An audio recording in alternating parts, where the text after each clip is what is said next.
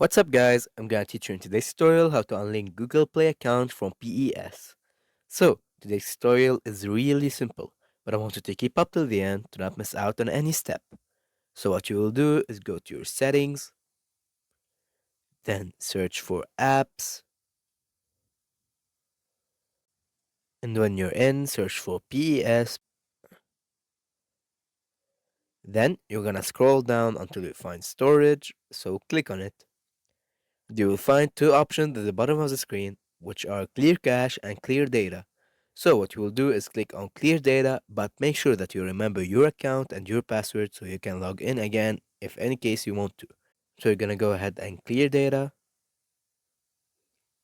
Now, after you launch up the game, you will see that it's like brand new and asking you for your permissions and the location and all of the new stuffs. And that's it guys.